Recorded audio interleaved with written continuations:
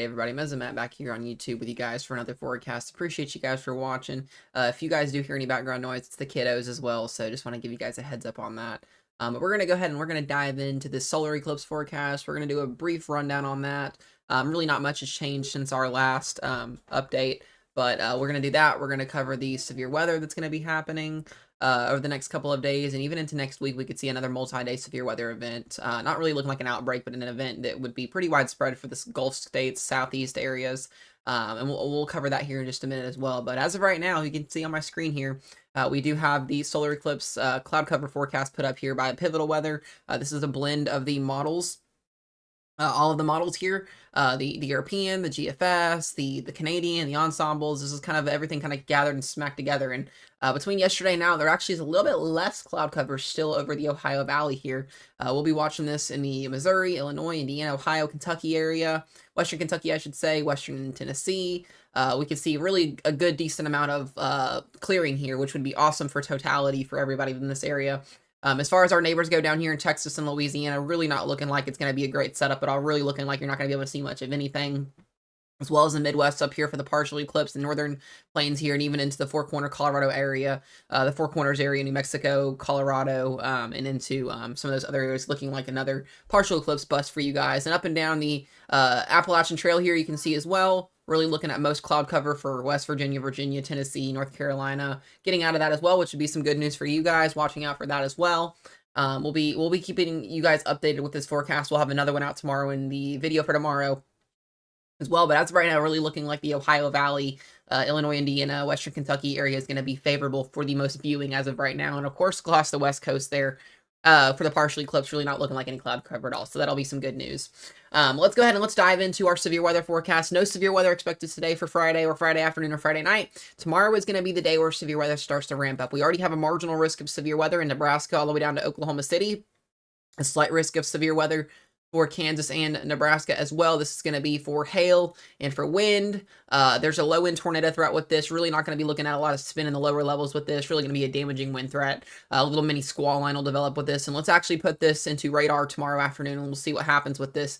This is around the noon to 3 o'clock hour. You can start to see isolated cells breaking up here near the Broken Bow, North Platte area, Kearney, Hastings, all the way down here to the Kansas area, Manhattan, maybe some cells popping up east of Oklahoma City, but this will eventually develop a little squall line, move through into Kansas and into Missouri around 10 o'clock, 11 o'clock tomorrow night, and maybe down into Arkansas. This will kind of fall apart, and then we'll get a reinitiation of some storms that could develop into the Ohio Valley, where we have a Sunday risk zone, and this is going to be for day 3.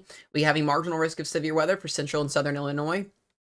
We have some for central and southern Indiana, western Kentucky, central Kentucky, into a little bit of southeast Missouri, into west Tennessee, eastern Arkansas, southeast Arkansas, a little bit of northern Louisiana. This is just that trailing cold front that'll be with our low up here. You can see that cold front kind of trailed down here. We'll have some reinitiation of some thunderstorms, some little cells. This is going to be a low-end tornado risk, if anything, really an isolated hail and a wind threat. Really not looking at much right this. There is a small possibility that this gets upgraded. We'll go live for it. But as of right now, I'm not looking at really seeing that potential for a slight risk. As of now, things can change. So we'll be watching that for you guys. It's really what's going to be happening as we go throughout next week for that solar eclipse forecast. And I was saying just a few minutes ago, looking at Monday, if you're down in Texas, Louisiana, Arkansas, Oklahoma area, this is your Monday risk of severe weather. Now, as of right now, the timing of the severe weather is not going to be forecasted until after the eclipse and at least totality. And so we'll have that. It'll be rain-free, but the amount of cloud cover that's going to set up with this trough moving in, it's really going to limit the apparent areas that are going to see the eclipse. And we're going to see that totality path kind of go like this right over top of that slight risk. So we'll have a lot of cloud cover present for south central, eastern, and northern Texas into Louisiana, Arkansas. So that'll be a problem. If you guys want to see the eclipse that badly, your best bet is going to go to Indiana, Illinois, Ohio, Kentucky, and in Missouri, and those areas as well. So we'll be watching out for those. We will also be in southern Indiana on Monday for that eclipse. We'll be live streaming it more than likely for you guys that do miss it and do want to see that. So we'll have that footage for you guys. But let's talk about Monday, right? So we have a slight risk of severe weather. This is a level 2 out of 5 on the severe weather criteria board. Austin's in that Abilene, Texas. Got Killeen, Fort Worth, Dallas metro area. Dallas is kind of in the middle. This is the first mediocre risk we've had this year for this area. That is into Shreveport as well, Louisiana, Texarkana, Tyler, Longview area. That is Monday's risk zone, a level 2 out of 5. Going to see a damaging wind and a hail threat with that. Maybe an isolated tornado, but the tornado threat is really going to be more ramped up on Tuesday and Wednesday of next week. And as we go into Tuesday, look at this, guys. There's not much of a difference with this forecast. It's really just over the same areas, maybe shifted a little bit further south. Shreveport, Louisiana, Lake Charles, Beaumont, Sugarland, Woodlands, Texas, Austin, San Antonio, right on the outskirts of that. Up into the Dallas-Fort Worth area again, McKinney, Texarkana. So the same areas Monday and Tuesday, we'll see that. And if you're in this eastern little sliver here, you'll also see something on Wednesday. So Monday, Tuesday, and Wednesday really looking like a Texas is just getting slammed with heavy rainfall, severe criteria storms. We'll be watching out. We'll also probably have a marginal risk of severe weather kind of somewhere out like that.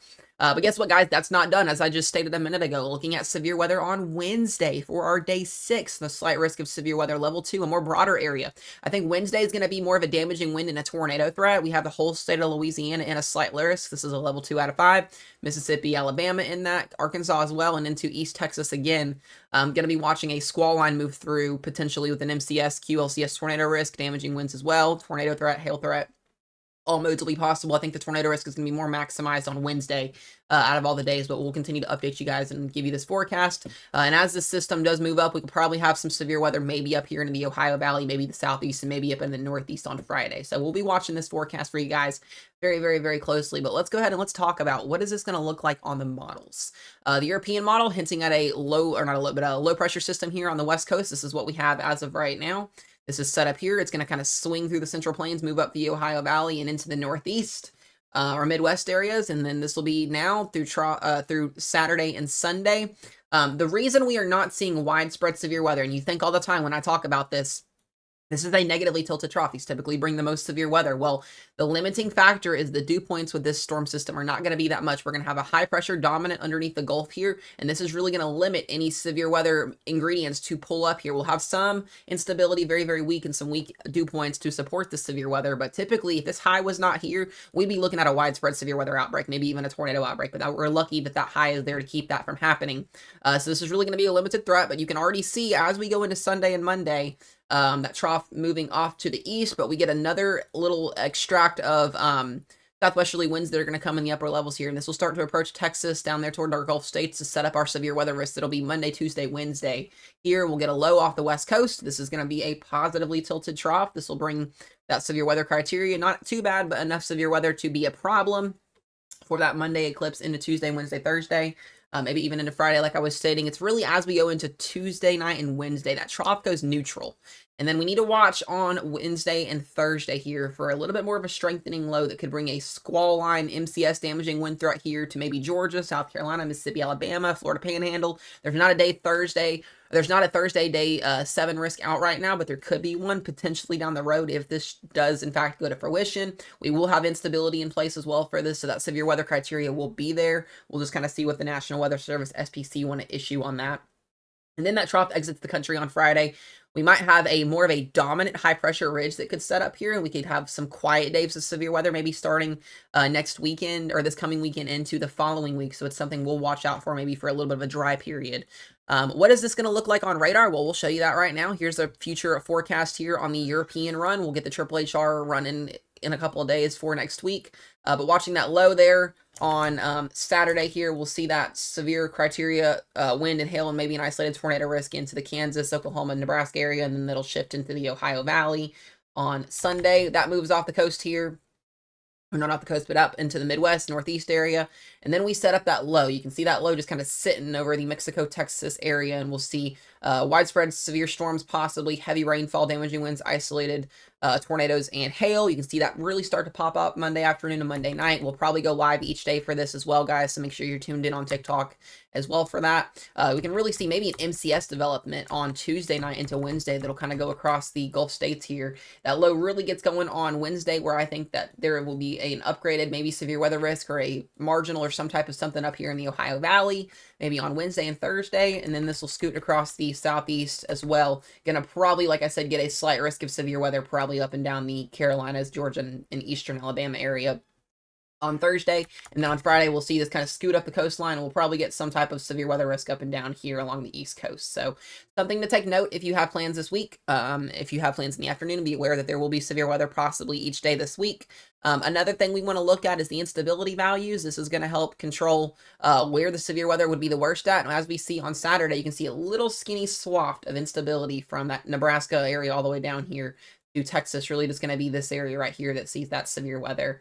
And then we go into Monday and Tuesday and look at all this instability, guys. This is just fuel for thunderstorms. A very, very strong dip in the jet stream here with that trough. Going to aid in some strong dew points, some instability. Clearly, our instability values will be very, very much there for Texas on Tuesday and Monday and Wednesday. This will shift into Louisiana. And then we got to watch, like I said, on Thursday. This is where I think Thursday is kind of a sleeper day right now, but we've got instability present for Alabama and into Georgia. Could have a pretty decent tornado risk maybe here, but this is going to be a multi-day weather event for Monday, Tuesday, Wednesday, Thursday, and possibly on Friday. This will scoot, like I said, up into the East Coast on Friday, and we'll get this system out of here. And then we could set the stage for something the following week, maybe, with another little low-pressure system coming through. So there's a lot to look out for as far as this goes. We'll take a look at the temperatures as well and just kind of see what our temperatures are going to be. And boy, are we going to have warm temperatures, guys. Midwest, Ohio Valley, spring-like temperatures down to the summertime temperatures possibly for Texas. And as we go throughout the next couple of days, we'll be watching for these temperatures to continue to increase as we switch to that spring pattern.